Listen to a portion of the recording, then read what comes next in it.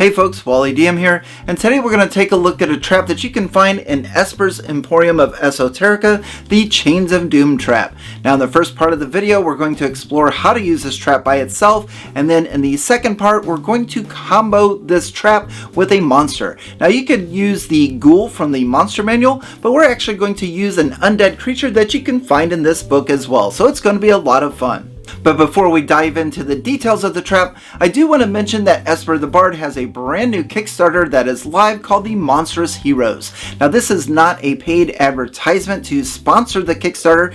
I truly find that Esper is a fantastic author and I'm super excited to support him on this. I truly love the Emporium of Esoterica, and his new Kickstarter, Monstrous Heroes, I believe is going to be just as good. So what this Kickstarter or this book is going to entail is at least 14 playable monster classes, and a lot of these classes are going to have subclasses that you could play in a 5th edition game. There's a free preview PDF over on the Kickstarter page that's going to include the Minotaur, the Vampire, and the Arachneer, or the Spider Person. And in fact, I'm currently in the process of creating an Arachnomancer, and we'll be playing that character at 5th level in one of Esper the Bard's future live streams. So if your players would like to play as monsters, or if you're just looking to enhance your villains or NPCs, then I highly suggest checking out Monstrous Heroes. Again, I'll put a link to the Kickstarter in the description below. Now let's get started with our trap. We're going to take a look at the Chains of Doom.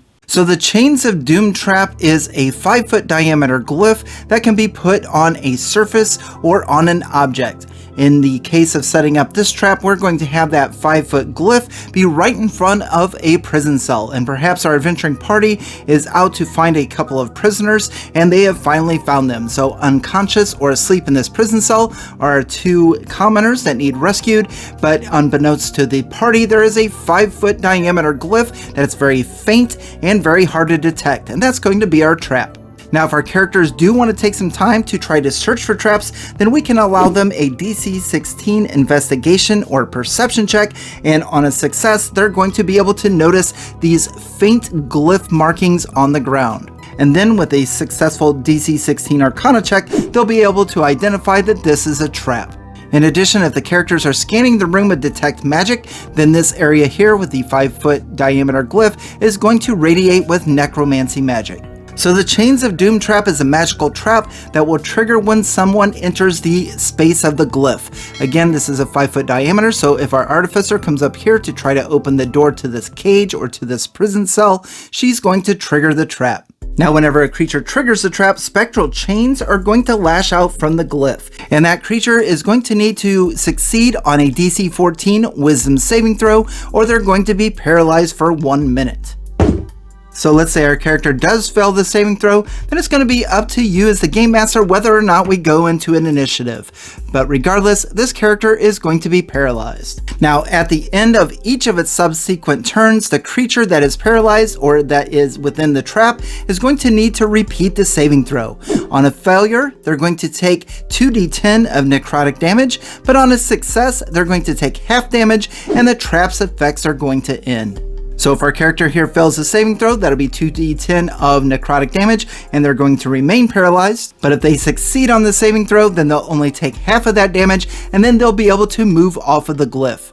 Now this is a continuous trap, so once our character moves off of it, if someone else were to move onto it or if they move back into that area, they're going to trigger the trap once again.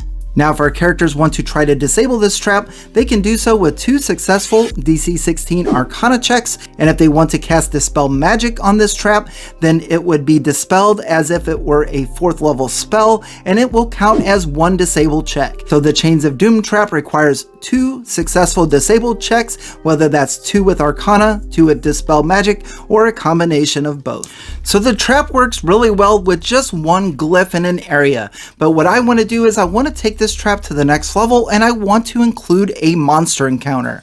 And as I read through the description in the Emporium of Esoterica with regards to the Chains of Doom trap, I found exactly what I needed.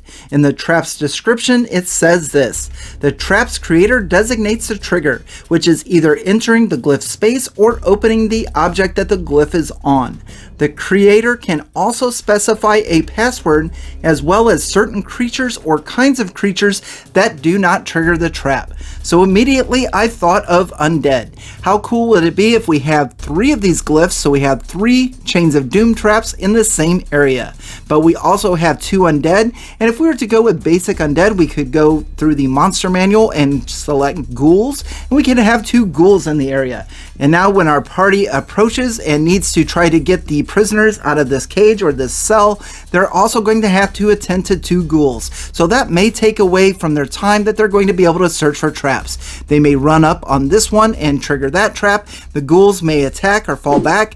Maybe our Boros Minotaur comes up and tries to attack this one and will trigger this trap. All kinds of fun things. Now, while I think running the ghouls with this trap would be a lot of fun, I think it would be even better if we introduce a monster that your players are not going to be familiar with. So I'm going to turn into the pages of Esper's Emporium of Esoterica, and we're going to take a look at a monster that's in the book, and that is the Malugeist. Now, the Malugeist are phantom statues that are crafted by mad artists. They are a medium undead, and they have an ability called Shift Form that allows them to go from statue form to an incorporeal or a geist or ghost-like form as an action. So I think a fun way to run this trap is as our characters enter this area, they're going to see our commoners and they need to free them. Now, as the party starts to focus their attention on getting the prisoners out of this cell or this cage, then the Malugeist are going to use their Shift Form ability and they're going to turn incorporeal. And then we're going to roll for initiative as they attack the party. Now again, the way that I would run the Chains of Doom trap is the creator can have a certain monster type that doesn't trigger the trap. And I think having the Malugeist or any type of undead is a perfect way to do that. And as you can see here, we had the main glyph that was in front of the prison cell, but when the Malugeist were in statue form, they were actually covering 2 more traps. So there's 2 more glyphs in here, and as they move off in an incorporeal form, then these are going to be noticeable again only if the characters look at it, and that's with a DC 16. So now our battlefield is going to consist of 2 Malugeists and our 3 characters, and now we have 3 different areas that they're going to need to avoid.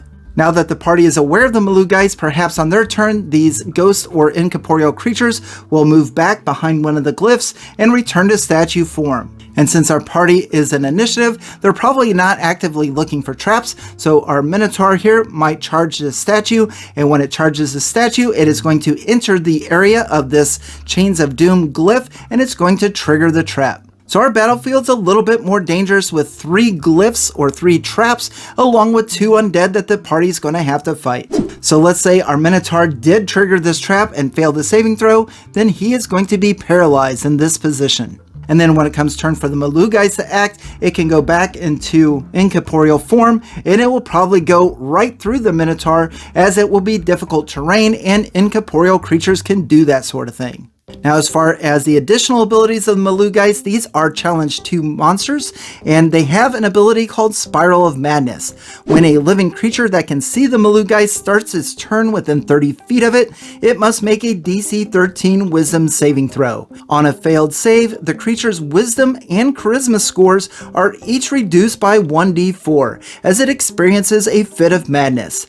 Now, if a creature's Wisdom or Charisma score is reduced to 0 in this way, it dies. Otherwise, this reduction is going to last until they finish a long rest. Now, in addition to that, the Malugeist also has an action called Psychic Disturbance. The Malugeist targets a living creature it can see within 30 feet of it. The creature must make a DC 13 Wisdom saving throw, and on a failed save, the creature is frightened and cannot avert its eyes until the end of the Malugeist's next turn. So if this one is going to target our Artificer, and our Artificer fails their saving throw, then they're going to become frightened and cannot avert their eyes. And then this Malugeist is going to stare at it, and on their next turn, that Spiral of Madness is going to kick in, and the character is going to have to make a Wisdom saving throw, or it's going to start losing points off of their Wisdom or Charisma score. These are an interesting monster to be able to run, and including them with the Chains of Doom traps seems like a challenging encounter. So that's all I have for you today. What did you think of this monster and trap combo? Is this something that you would use in your game? And if so, what would you do differently? And don't forget to check out the description below and click over to the Kickstarter page for Esper the Bard's brand new project, Monstrous Heroes. Thank you very much for watching, and on to the next.